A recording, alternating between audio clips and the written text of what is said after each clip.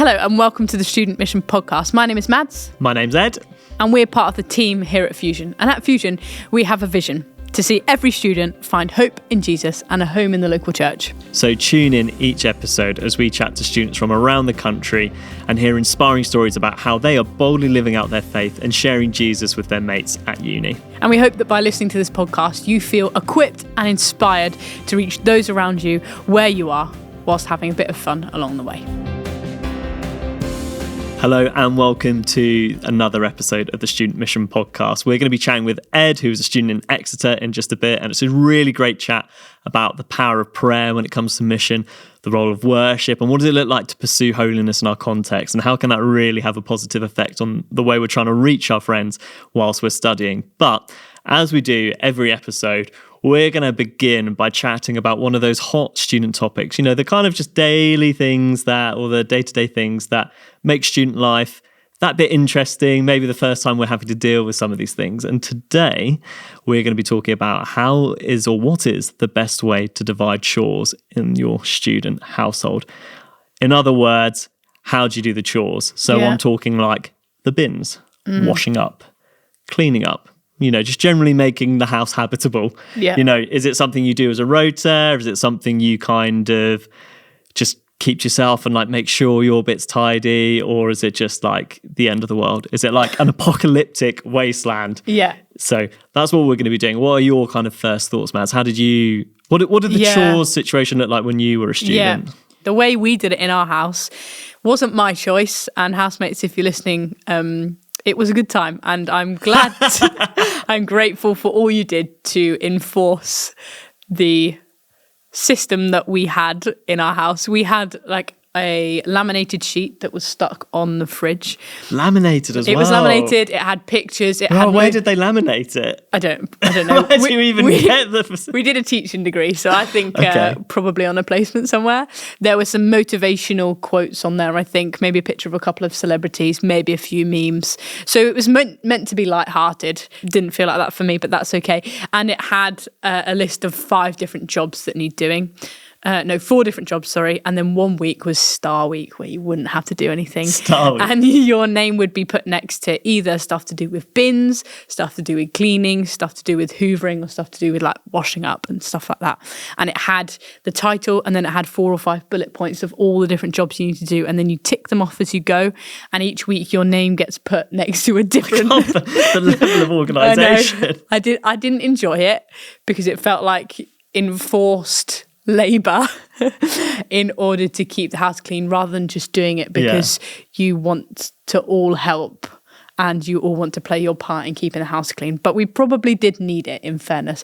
Otherwise, I would have done very little because I was out the house so often and I was busy socialising with friends. And the last thing I want to do when I've got back from, I don't know, a coffee or going to the cinema is to take the bins out. So that's what we had. And it did work. And Star Week felt like the best thing in the world.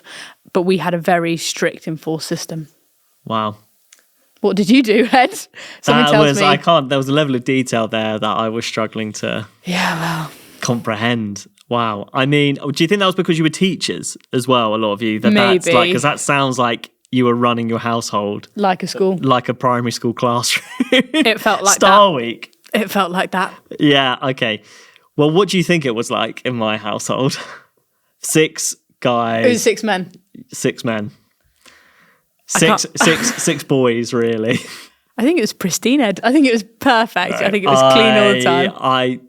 Feral is the word I would use to describe the living situation. It was. Dear. I think we were all, fairly pampered.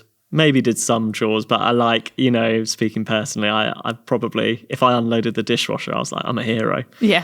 But so probably weren't the best prepared going in, but it was, we didn't have any rota. It was kind of like an unsaid thing, like, maybe like wash up your dishes after you do it. And we should probably remember to sort the bins. But there was, honestly, I reckon each week we were playing Jenga with the pans and the plates that hadn't been done. So we're like, and then you're losing track of who's Yeah. food, and then washing up would only happen because there's literally no cutlery or plates in which to clean stuff up. Yeah. Yeah, and we got pretty bad. I mean, I won't name them, but I had one housemate who was, I'm bad at wash up, so I take responsibility, but You're bad at it, in remembering to do it or wanting to do it. Both. But like he had left like some pasta or whatever, or just some leftover food that he hadn't cleared. And we were like, okay, we'll leave that for him to clean up.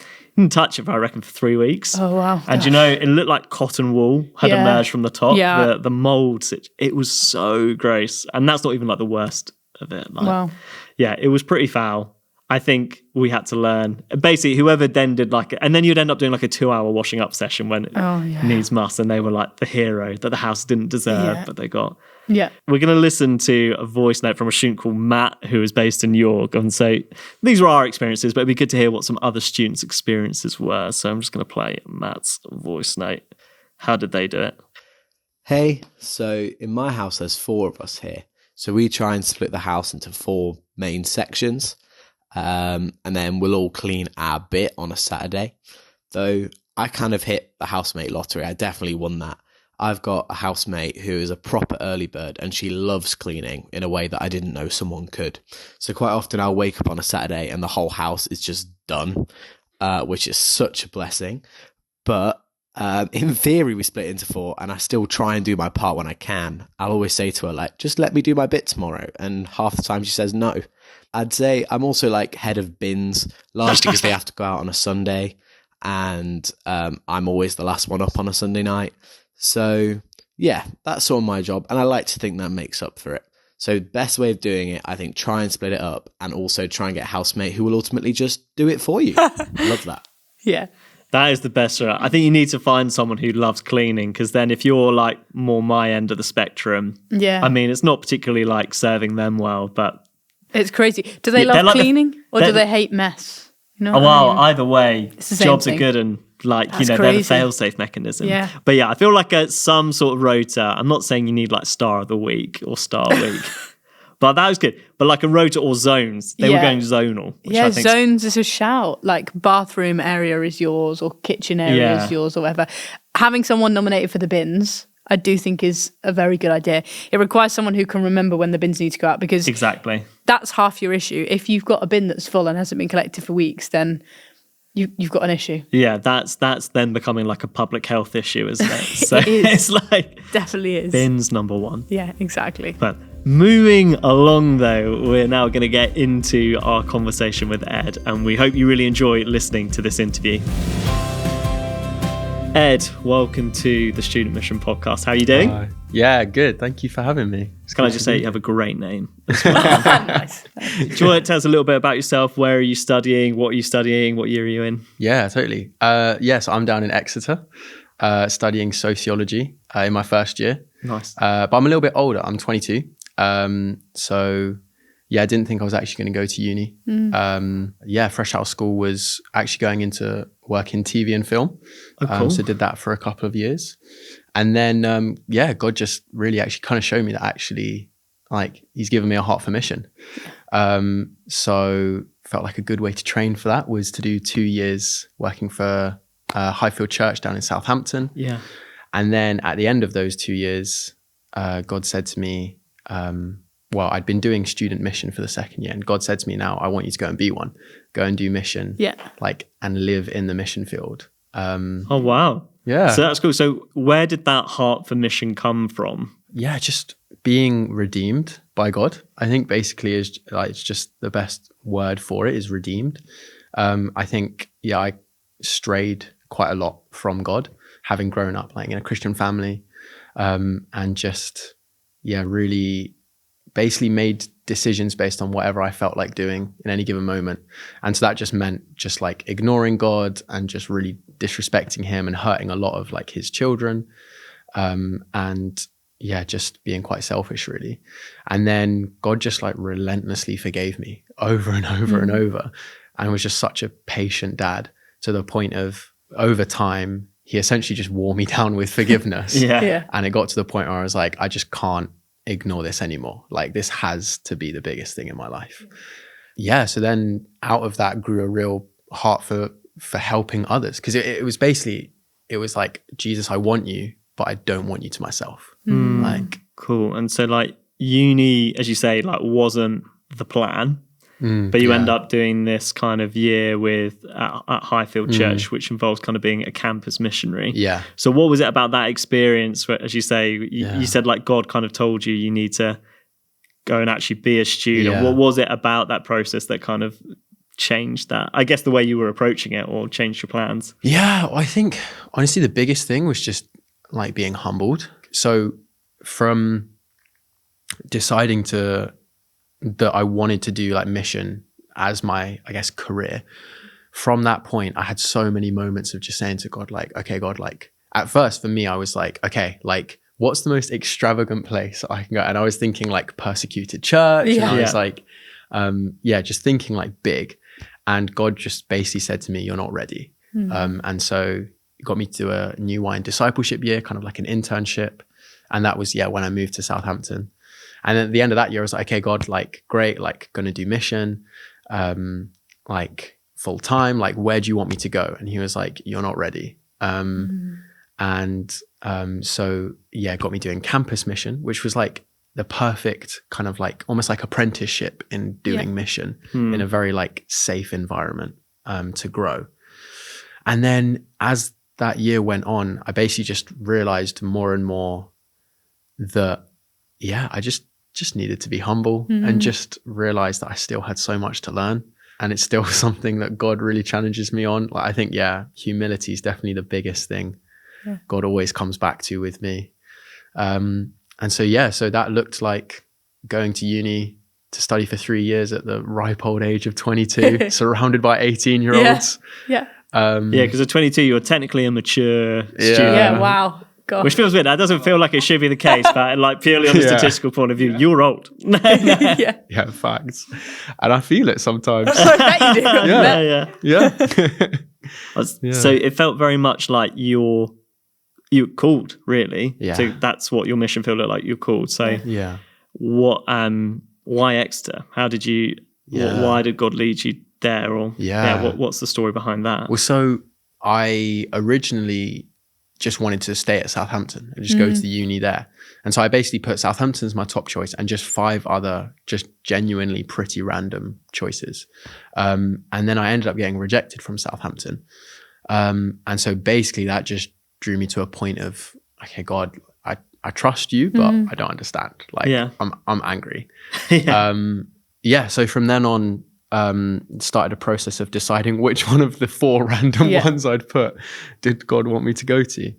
And he actually said to me, for my like daily Bible reading, instead of like, I was working my way through the Bible, and he said like, stop that for a couple of weeks and just read Jonah over and over and over.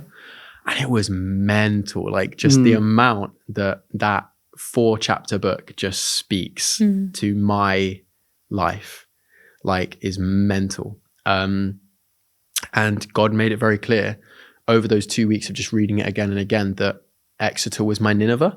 And just the correlations are just mental. Like, so for instance, actually one that I didn't even clock until like I was just spending some time with God, maybe in like November kind of time. So this was like, I was in Exeter at this time, and God said to me like, go back and read Jonah again. So I read it. And at the very end, literally, I think in like the last sentence, maybe even, it says that Nineveh had a population of just over 120,000.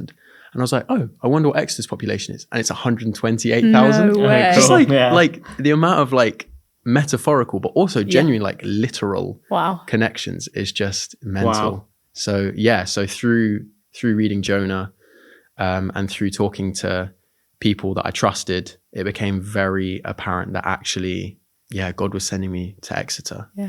Yeah, I think that's really encouraging, because with uni, when you put your options and choices, I mean, obviously you've come from a slightly different place, but we still feel like we have our own agenda with that, right? This is my top choice. So this is the insurance, and then there's facts. and then it can feel like, oh great, well those are my plans gone up in smoke. I'm not going to the place I want to, but actually to feel like God where you are, where God wants you to be, and He'll use you in that context. I think it's really encouraging.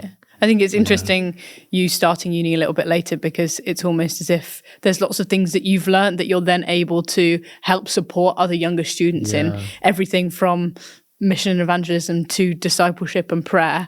What was it that you learned during your time as an on-campus missionary that kind of has inspired you to almost bring the same where you are?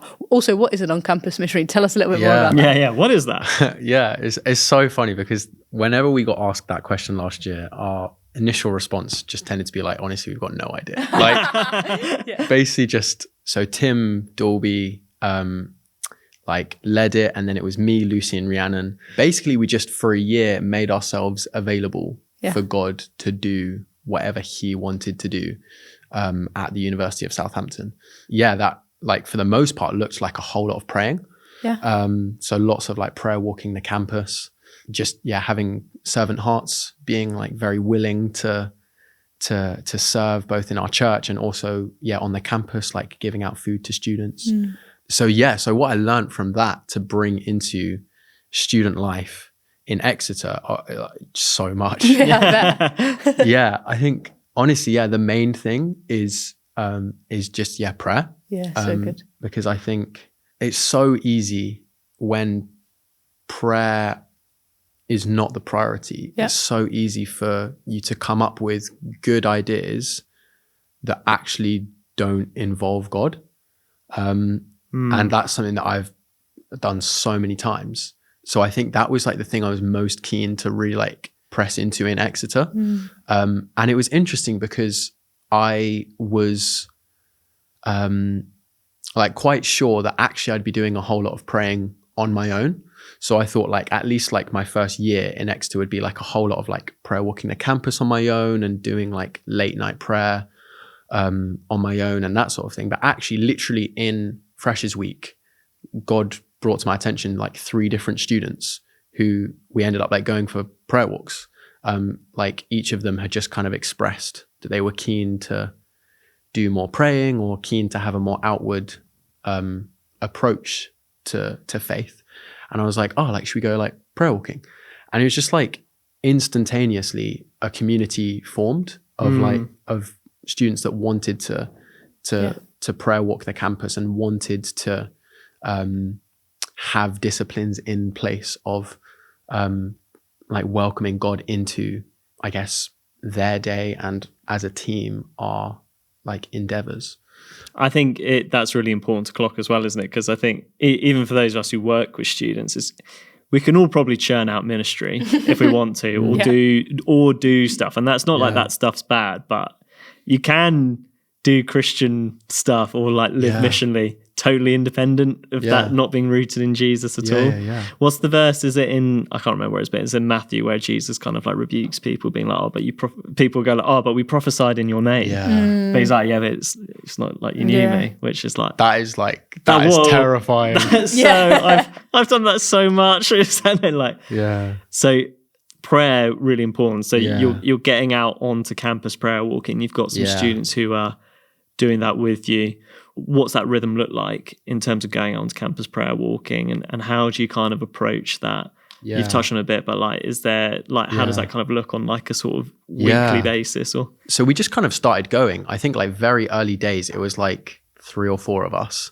So I just started like a weekly rhythm of just prayer walking the campus, just myself, and literally within the first few weeks of term, it became like a group of like 3 or 4 of us. And as time went on, more and more people heard about it. And I also met with the Christian Union prayer secretary and said to him, like, this is something that a few of us are doing. I'd love it to be open to everyone. Oh, nice one. So would it be able to make it like something that is advertised by the CU? And he said, yeah, definitely.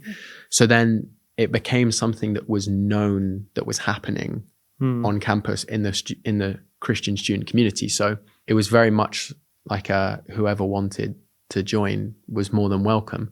I think the main thing that we did was just make ourselves available for whatever God wanted to do in that 1 hour that we would walk for. Like sometimes it was like approaching someone that we felt God like prompting us to to chat to or to offer prayer to. And yeah, like sometimes it was like kneeling. That was like a big one. Yeah, there was. What does that look like? Well, I mean, I know what kneeling looks like. I have actually seen people kneel before, but on campus, because that, my human side is really scared of the prospect. Honestly, facts. Like we would always start our prayer walks. We would meet in Forum, which is kind of like the main building on campus. Always very busy, and so we started it, and like we felt like God wanted us to kneel there in Forum with loads of people around, and so we were kind of just like looking at each other like, okay. And then we like, just like kind of just got down on our knees. And I think there were like 4 or 5 of us just in a circle on our knees. And honestly, I shut my eyes and I was like, I'm just going to pretend like there's no one else here. Because otherwise I'll just be overthinking it, thinking like, oh, is one of my flatmates going to see? And I think I'm in like a cult or something. Like, it's hard to explain, but just as soon as we got on our knees, it felt like something shifted almost, like, or at least something started to shift. It just felt like that declaration of saying like, God, we submit ourselves to you and we want to serve you so badly that we don't care like if people think we're crazy. Just something about that as a group was just like mental. And so then that became quite a regular thing, to the point of now, like on our prayer walks, it's very normal for us to kneel on campus and be happily seen by other people. Yeah, it reminds me of Daniel when they're like, you're not allowed to pray anymore, and yet he does it and opens his window out towards the city. You're like, you're mad. But the boldness in his faith and his love for Jesus meant that actually it didn't matter, and he trusted it and he just did it. Do you know what? That's actually so funny, because Daniel was like part of the reason why we felt like kneeling was a thing for us.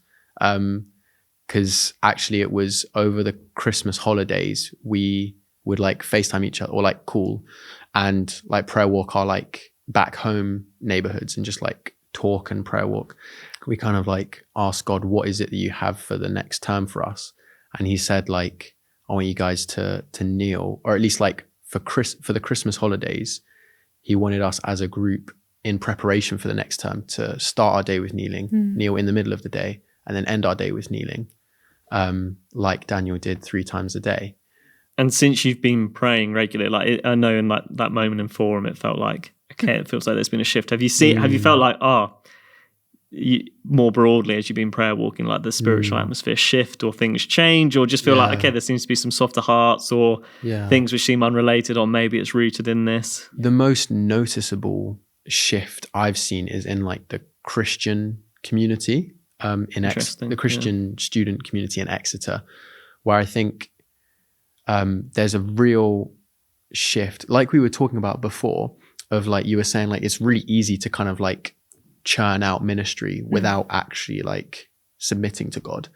There's been a real dissatisfaction with that, of I think like, as students, it is so easy to get involved in 100 different things but not actually stop to pray. And there's actually like a real dissatisfaction with that, that is like really like God's like stirring it. So I'd say that's like the biggest. And I think what comes with that is more of an outward look. And so if I recognize that, then I'm of course going to have a more outward look in terms of not just doing what satisfies me. One thing that God's challenged me and a few other students on is things like wearing earphones as we walk. So instead of like listening to like The Rest is Football, like we were saying, like before we started recording. Shout out that podcast. It's not a sin to listen to The Rest is Football. It's great. But instead of listening to that, actually just taking those earphones out and saying to God, you know what, God, I'm available. If you want me to speak to anyone on this walk, like let me know. That's so cool. So that like, I guess there's like a rhythm and a consistency, but it's about being interruptible as well. Yeah. And you said like, okay, a part of that, it looks like kneeling, it looks like a variety of things, but also like approaching people. So how's that gone, like approaching people on campus and like offering prayer for them? Like, you know, for some people that may feel more natural, other people that could be like well outside their comfort zone. Like, how's that been? Are there been any like particularly cool stories of doing that? Yeah, particularly in term 1, because that's something that I like really focused on off the back of campus mission, where that was a big thing that we did. In term 1 I had a really, really cool moment where I actually wasn't even prayer walking at this moment, but I was just walking. I think I'd just been like in town, and I was like walking back to my flat, and saw a guy like sat on a bench, and felt God kind of like nudging me to like pray for him. And obviously did the classic, like, nah, that's nah. I kept walking, and then God like nudged a bit harder, and I was like, okay, fine. And then like turned around, just like chatted to this guy and said, I like, this might be a bit random, but I'm a Christian, and I felt God was kind of like nudging me to offer prayer to you. Is there anything I can pray for you? And he said, it was really interesting because he'd actually started reading the Bible.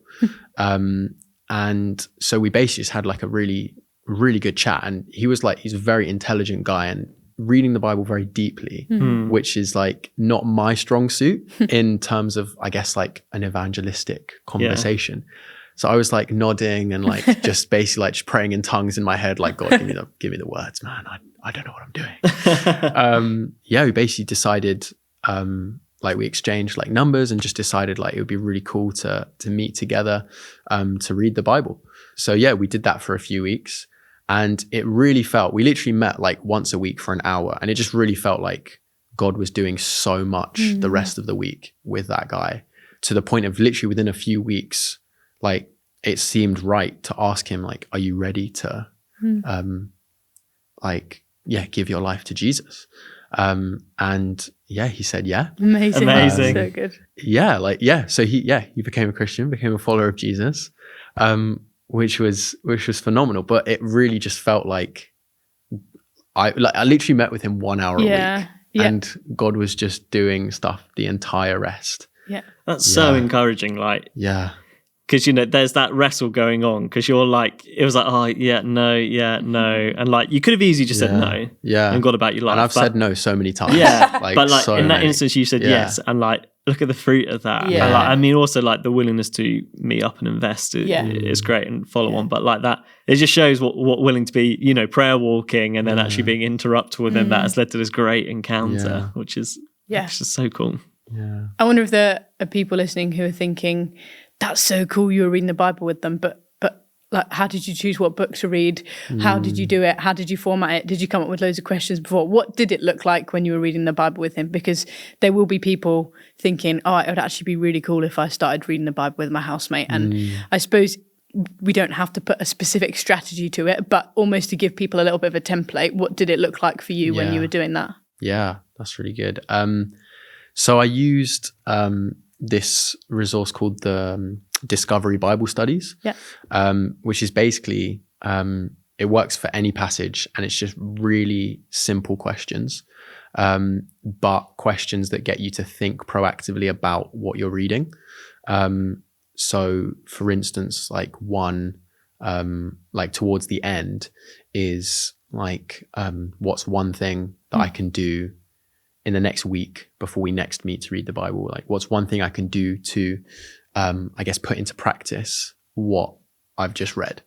And so it's like a really good, like, practical way of like making the Bible, well, not making it, but showing them that it is relevant. Yes. As part of the Discovery Bible Study resource, they also have like templates for like Bible study, I guess, schedules almost. So there was one that was Creation to Christ. So it was essentially like 25 of like the big like passages in scripture that get you from the creation of the world to Jesus's death and resurrection.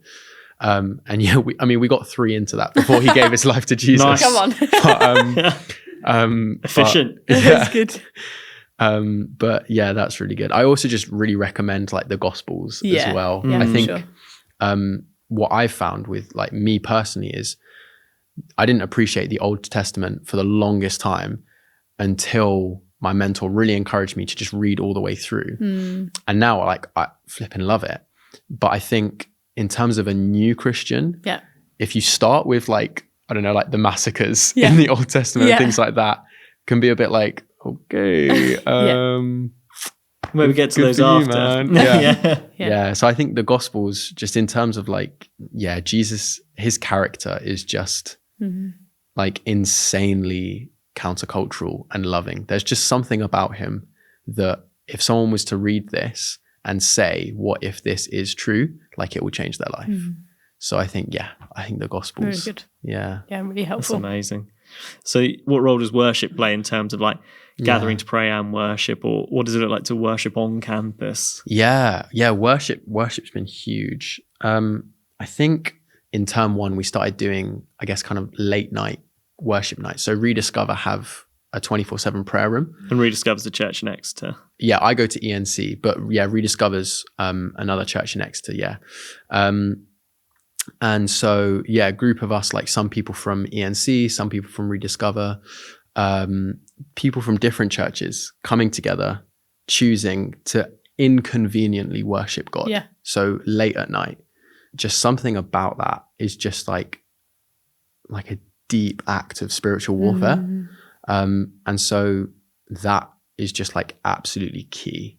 Yeah. So, and what do you feel like the impact's been on like the mission that you then get to like join in with in what God's doing in Exeter? How does that feed into that from your perspective? Yeah, totally. Well, I think those worship nights have been like a really good time of also equipping other students as well and like really empowering them. So I remember like at the like all night worship night, one of the lads who's a first year like came to me because I was like, me and Hannah were kind of unofficially leading this night. And he came up to me and said, "Oh, Ed, like I feel like God wants us to like pray for healing in the room." And I was like, "Bro, like take it away, like lead that." And so he led that, and then we saw healings, and so those nights have just provided such a good opportunity of just them like just not being polished.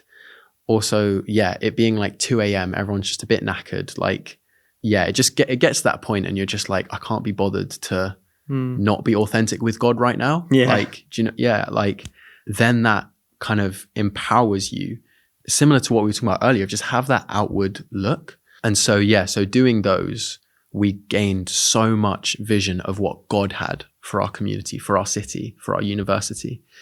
And so it came into conjunction with everything about having our own agendas, but actually submitting those to God and putting them to one side and saying, actually, God, our priority is your agenda. And so, missionally, that has looked, I think, like going from I and a few others as well, like in term 1, we prayed like fervently for revival in Exeter. And I think through the prayer walking, through the late night worship and prayer nights, and just really submitting to God's agenda, we actually just really got humbled and realized that actually in Exeter, and I think, quite possibly for the UK church as a whole, if we were to see revival, actually that might not even be a good thing, because we would basically pick up a load of non-Christians and then drop them into our context as Christians and just make them like us and bring them into our comfort zones, essentially. And actually, I think what God's been saying to me about me personally, and I think what he's been saying to Exeter about Exeter as a city, is actually what we need to do first and foremost is humble ourselves and submit ourselves to God first and foremost, and stop doing things that are good ideas but are not God's will. And then he'll bring revival. And we can't do it for revival as our like motivation. We have to do it for him being our motivation.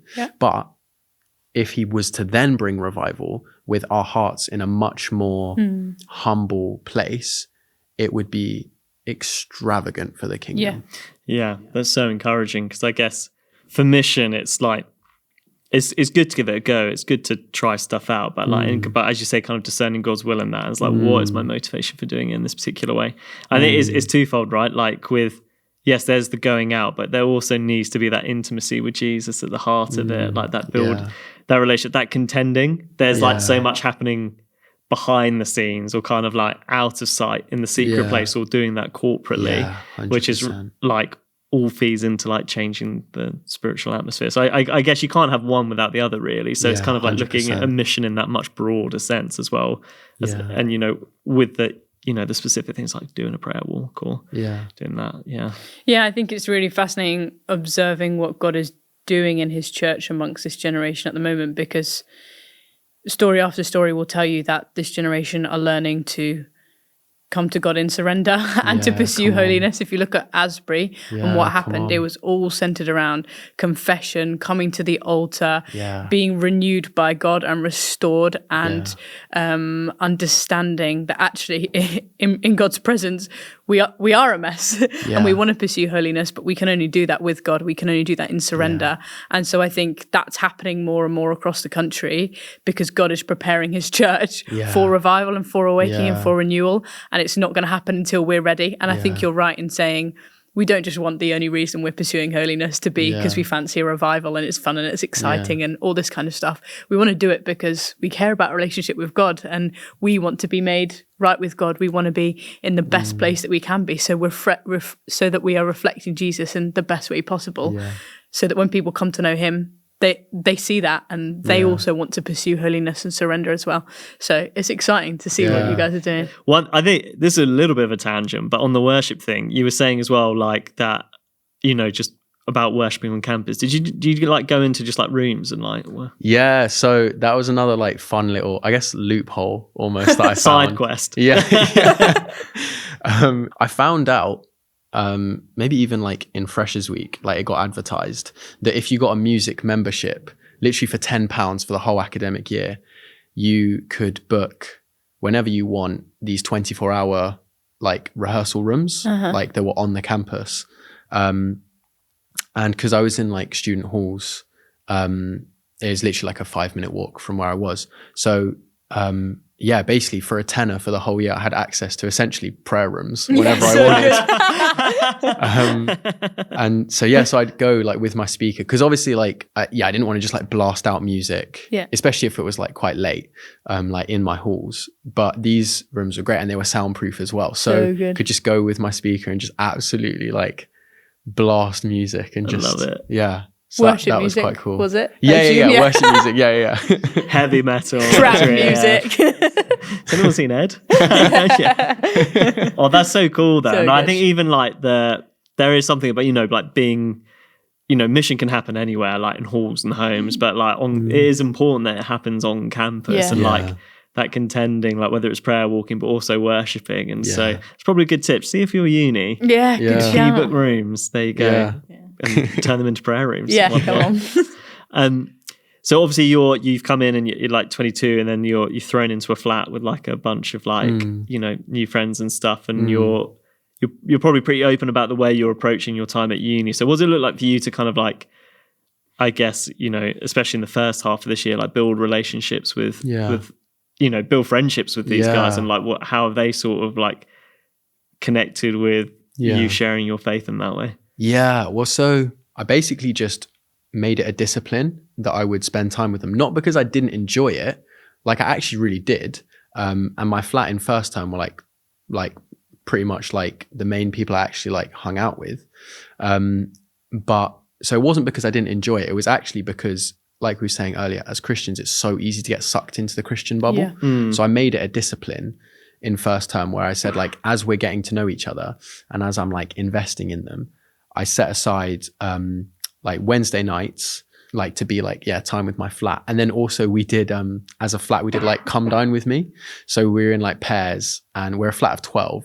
So we would, as a pair, cook for the rest of the flat. That would happen Friday dinner time. So that was like set aside as like time with my flat. And I was very keen for that not to ever like, for that to be the priority. Yeah. That essentially meant that we were just friends, like from from very early stages. And that kind of meant that they trusted me, basically. I was very open with... Yeah, they're your mates. Yeah, exactly. Yeah. Yeah. Very open with my faith. And they knew from the get-go that was like very important to me. And that, like openness about it in conjunction with just being good mates, meant that like conversations were, I guess, accessible. And yeah, I would like pray for them a lot. And in fact, one time actually, so we had our ENC student night on a Thursday night, and then one of my flatmates had their like ultimate frisbee team like social, and so after my student night I went and like joined them at that social, and as I was walking to like the club to join them at that, I like prayed and said like, can I have an opportunity to pray for them tonight? And then as we were walking from the club back to our flat, she started talking about like her struggles with like self-confidence, and how like being in a nightclub just really like, I guess, perpetuates that and like emphasizes that. And so I said like, can I pray for you about that? And she said yeah. And so just got to like pray about that, and then it just became kind of like a normal thing where basically it's almost like a hurdle that you have to jump over, of like that first time praying for them. Quite a lot of times I've had like non-Christian friends or just people I've like approached on campus have said like, is there anything I have to do? Like, like what's it going to be like? And I'm literally just like, honestly, like I'm just going to chat to my mate Jesus. Nice. And like, I'd love to like, I guess, involve you in that. And so they just realized it's actually like pretty normal. So prayers become like normalized, or became normal for like those guys. Yeah. And then I actually remember after the all night like prayer and worship night, I then saw one of my flatmates the next morning. And like as I arrived into the flat, like he had been like out like getting drunk and all of that. And then I'd come into the flat like just after him, and he was like having some food or something, and he was like, oh, what, like you're up early? And I was like, well, actually I didn't actually go to sleep. And he was like, what, like you just got back? And I was like, yeah, I was like doing an all night prayer and worship thing. And he was like, all right, like these Christians, right like they've got stamina, fair play. I guess almost like, yeah, like having integrity about it as well. So things like if dishes have been left out, doing those dishes without telling anyone, like not putting a thing on the group chat saying like, guys, someone's left their dishes, like I've washed them, but please like don't do that. Actually just having the integrity. And I do get like in different flats it is different, and I was quite lucky that my flat has actually been really clean. But actually talking about that earlier. But just having the integrity to actually love on them when they're not looking as well. Is like, that's quite a big one. Yeah, I love that. And these like, they're radical, but they're also like radically simple, right? Like being open, like praying for them in person, and like kind of for them outside, like just being, oh yeah, I'm just praying. And then people are like, okay. Just being open like about yourself rather than just trying to hide it away. I think also like prioritizing time, because like I think it is a bit of a stereotype, oh, students don't do anything, but students, you can actually be really busy, right? And you can actually just fill your time up, especially if you're a Christian student, and if you've got like church, CU, you're committing to these things of doing mission. So it's like it can be quite easy to like just fall out of a rhythm of spending time with like your mates. So to be able to spend time with that, you then have those friendships. You say they trust you because it's like, oh yeah, Ed's coming to the social, he's a friend, he's involved in what I'm doing and a part of that. Yeah, that's a big one, getting involved in what they're doing. Yeah, because if you only ever ask them to come to church but don't ever like, I don't know, go to the pub when they like as a flat are going to the pub. Like two of my flatmates had like a dance recital like back in December, and so like as a flat we went to it, and I like obviously I got involved in that, so that it's like coming from a place not of hypocrisy but like, I guess, like friendship. I mean, like, I think it's helpful to remind people as well the importance of creating those genuine friendships and relationships with people outside of the Christian circle, because it can be easy to think, I'm doing the best thing for my discipleship by spending all my time going to see you, going to church, serving on teams, helping, when really you're like, actually, I think that Jesus and the disciples also spent a lot of time with people outside of the church. And that's a really key part to mission, because it's going to be hard to pursue mission and invite people to church if you haven't got any friends who are outside of the church. 100%. And can you imagine the Gospels and it's like, and they didn't speak to anyone. Yeah. And I guess like as there's like a missional focus to the prayer, to spending time with your, not because they're targets, but because your mission is just doing everyday friendship with them. And worship, but that helps you grow as a disciple by doing that stuff rather than it's like happening simultaneously. 100%. I think as well, like with students, it's so easy to, I guess, almost even like subconsciously think of your, let's say like 3 years at uni as like training and like you're saying, like discipleship towards once you graduate, then like you can start like doing mission with like, I don't know, your colleagues or whatever. So it's quite easy to think like, okay, so while I'm at uni, I'll commit to CEU and to my church, and I'll like get fed into a lot, so that by the time I graduate, I am like I'll grow, and like I don't know, like a Christian weapon or something like that. A Christian I'm ready weapon. to go. Send me. But actually, if you have that mindset, it's gonna be so hard to then, like, once you do graduate, to then like go from suddenly like very little contact with non-Christians to like, I guess, doing mission, let's say. Off the back of it, I know like with some of those friends, because were you preaching at a student night as well, and then like some of those guys came along, how did that go? It's like, I guess that was sort of maybe a good example of like, okay, we're gonna get involved in what Ed's doing now.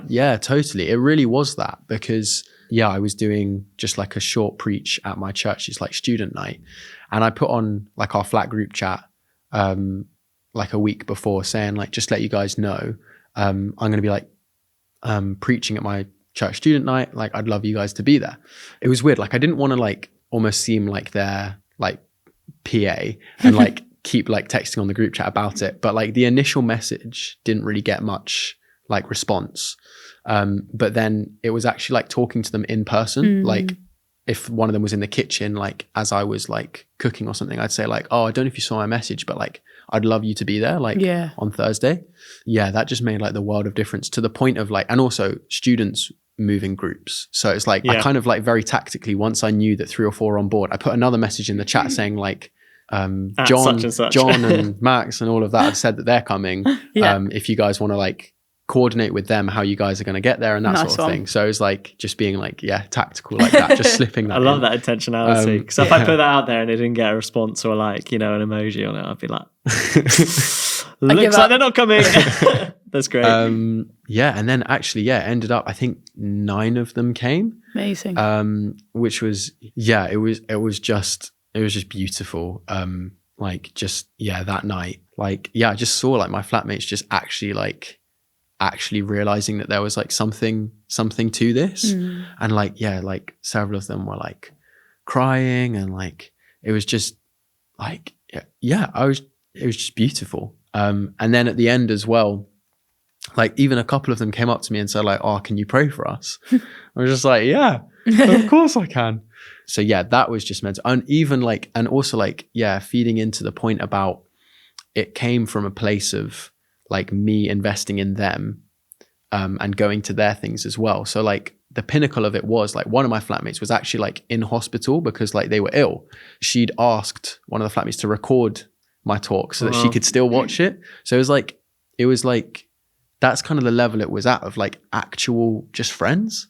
Like, so they were interested in what I believe because I'd been interested in what they believe. And actually on that as well, very early days, just had really, really beautiful, profound conversations with a few of them about things like sexuality and things like that, where basically I just listened.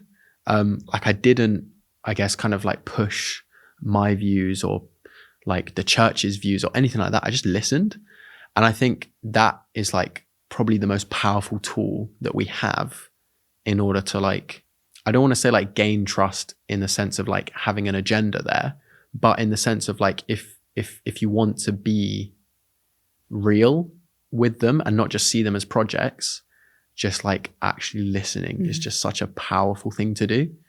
That's amazing. Like, and I think you felt recently as well, like a shift towards, okay, what does it, I guess you've touched on it a bit already when it comes to like, okay, what does it mean to be inconvenienced and kind of like, I guess almost pursuing holiness. So how's that kind of outworking itself, and how is that sort of relating to the way I guess you kind of see mission on campus at the moment, or mission with with those around you?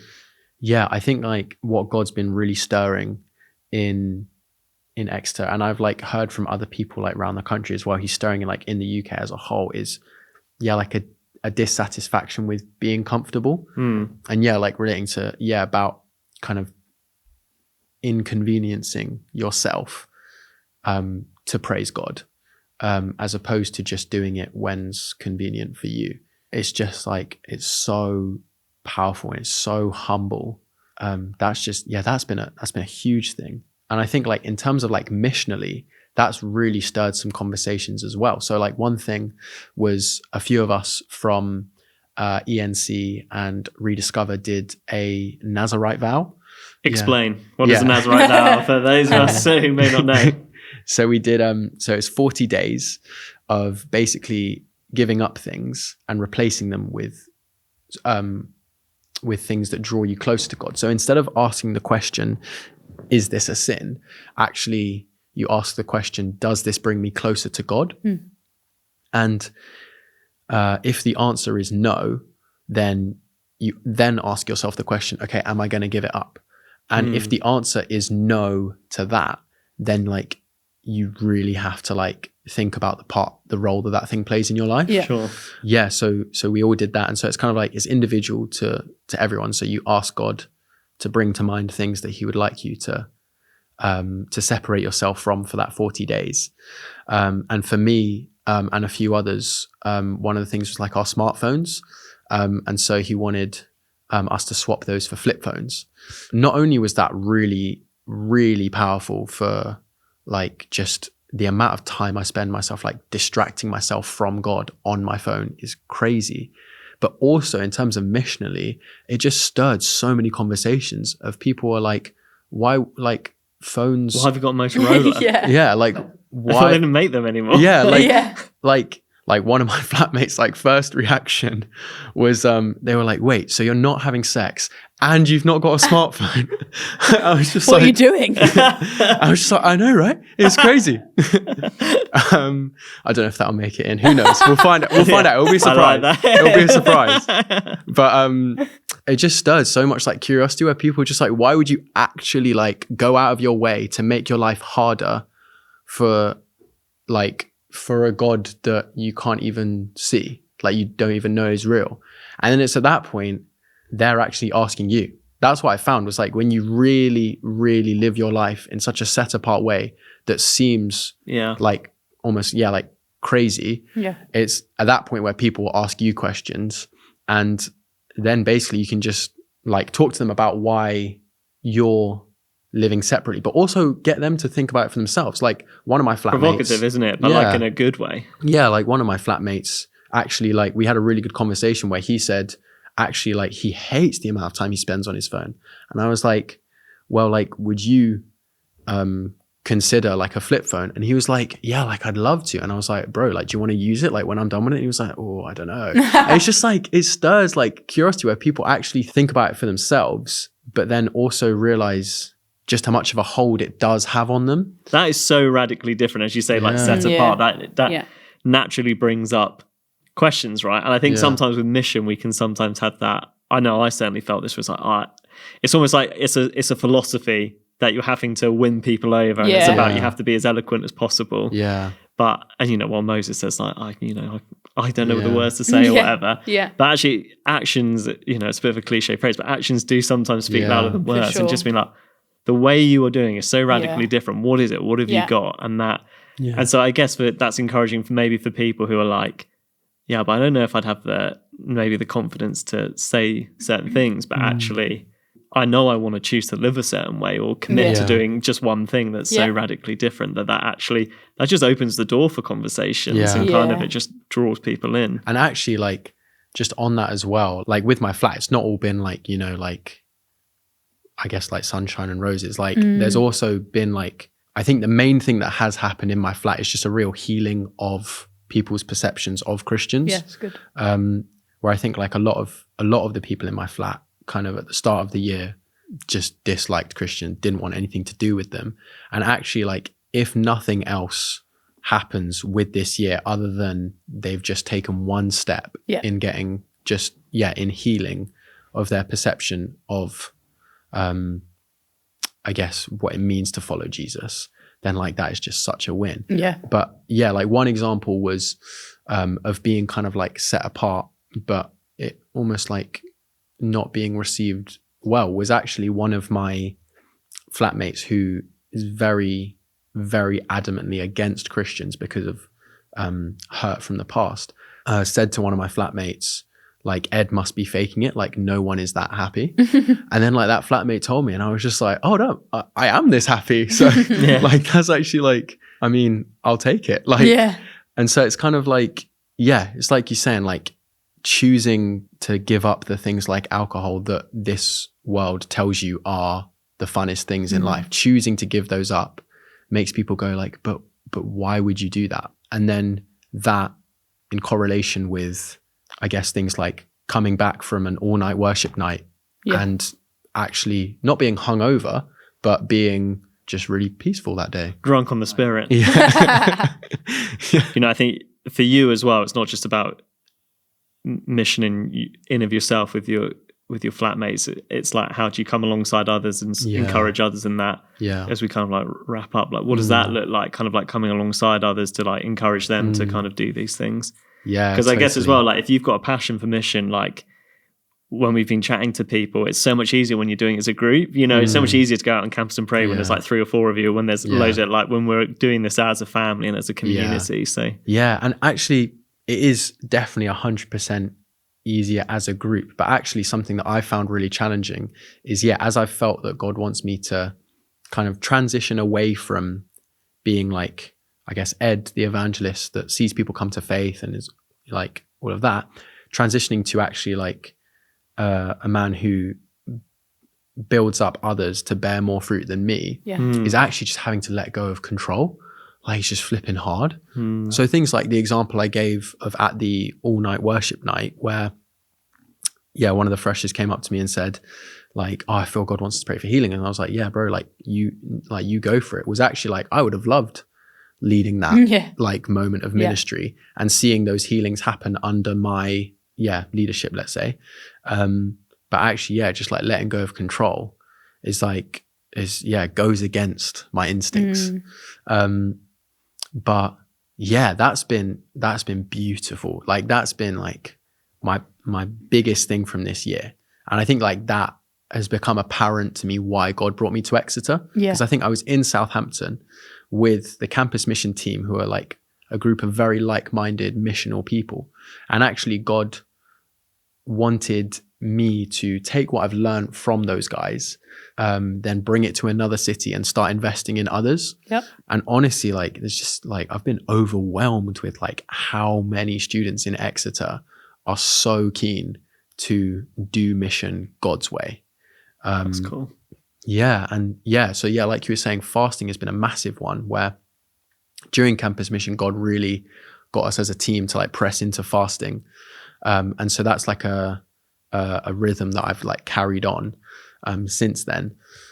And I actually just like through no, I guess like mention of it myself, like to these students, I've just had students come up to me and just like, as we're talking, like they'll just say like, yeah, like God really challenged me on fasting. So I fasted for the first time like yesterday or that sort of thing. And it's just like, oh my gosh, like to see it like God individually like working in all of us, like prompting us to really press into denying ourselves in order to focus on him is just like, it's just huge. So it's just partnering with God in like, and it can look like in so many different ways, because it may be like, I'm actually going to give up my smartphone for a period of time, or I'm going to choose to fast something else. It's really, really encouraging. There is something in that spiritual discipline, isn't there?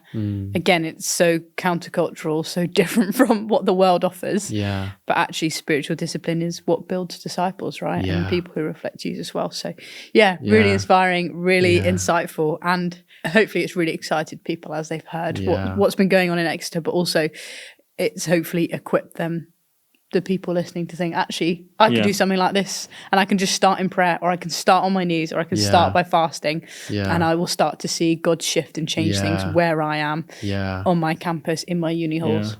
Ed, it's been a great conversation. Loved chatting with you. There's so much great stuff in there. Thanks. And thanks so much for coming on. And we really appreciate it. Cheers. Awesome. Thanks for having me. Thanks. No worries. Well, it was great to chat with Ed and to hear some of the amazing things that are happening in Exeter and the brilliant things that the students are doing there. And we look forward to hearing more stories off the back of that as well. Yeah, it's so encouraging, what they're doing kind of collectively across churches. It's really amazing. Well, we love to end each episode kind of sharing stories that we've heard at Fusion about what's happening in the student mission world, how are students across the country, in their own way, in their own friendships and relationships, stepping out to share Jesus with their friends. And I've got one here. It's from a student called Josh, who's a second year student in Bristol. I'm going to read this from our blog as well. And this is a great story of how he got involved reading scripture with a friend. So Josh is a second year student in Bristol. And a few weeks ago, one of his friends who has been praying for a long time, who he has been praying for a long time, that friend hadn't been praying yet, reached out about struggling with his mental health. Josh suggested connecting the following week to discuss that in a bit more depth. And they had an evening catch-up, and the conversation began to focus on the struggles of Josh's friend. And so after talking for a while, they decided to make a stop in McDonald's just before it closed. And in the car, Josh's friend apologised because he felt like he was burdening Josh with his struggles and stuff. But Josh told him he believes in Jesus, or how he believes in Jesus, and how Jesus can take all our burdens away from us when we're praying, which is really encouraging, really bold. So his friend said that it was funny to mention prayer because he had actually started praying of his own accord.